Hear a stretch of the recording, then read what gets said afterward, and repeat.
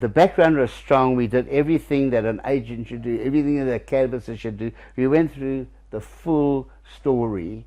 So by the time I got to 1982, if you think about it, so I started with my mother late 70s. So that was at least an 11-year, 12-year stint at actually being an agent.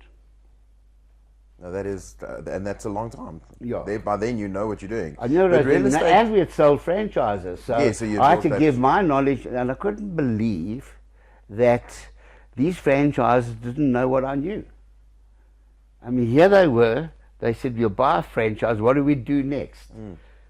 But I knew exactly what to do next. And the franchise concept was completely new. People weren't used to the franchise concept. No, they weren't used to So it. now they were also... They were distrusting of it. Yes, so they were also learning what they would be getting out of it. Yes. But real estate was also very different back then. And I think you've also been through the different phases of real estate and the ups and downs. And so when you brought Sotheby's into the country, which was a big move. Yeah, but that was already 18 years after I'd started Geffen Estates. Yes. So you've now run Geffen Estates. You've been through all the experience. Well, yes. Now you take your next big step and you go, we're going to add an international to this. Correct. Well, in that, look, by my reckoning, we had a recession every 4 years, and a boom it was like 4-year cycles. So within that 18 years, we probably had 3 recessions, major, and we had to get through those. But the worst thing that happened, and the best learning I ever had, and this is for franchise principles. So I'm running the business, Geffen Estates. It's after 1982. It's somewhere closer to 90, and one of my admin people come up to me and they say, you know, the agents are costing us a fortune in paper. You should start charging them per ream. And I thought about it, I said, yeah, that's a good idea. It happened to be the worst idea ever. Because 6 of our best agents just upped and offed. They were so annoyed that they had to pay for paper. Because that's the micro part of the business, not the macro part. You can't be successful in running a business by cutting costs.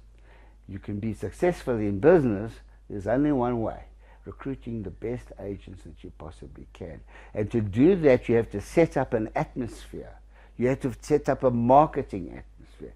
You have to make yourself look so, so appetizing in the eyes of the agent that they come to you automatically. Or else, when you phone them, they're honored to meet you and it's easy to recruit. Yes. But unless you do the staging, you're not going to succeed. You have to, the one thing I learned when those 6 agents walked out on me, Sandy and myself, we were booked already to go on our December holidays. We went, in fact, with Yael and other kids. But Yael mainly, I don't know why, but we were in the ski cabin going up and down, and Sandy and myself were crying. Why did they leave? Why did they leave? And Yael, she was about 8 or 9. She says, Dad, I'm sick of hearing this from you. It's your fault. Okay. Hit me like a bolt of lightning. And I said, you know what?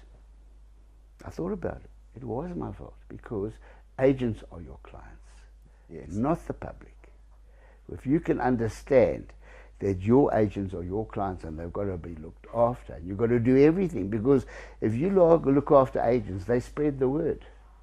He's the best boss in the world.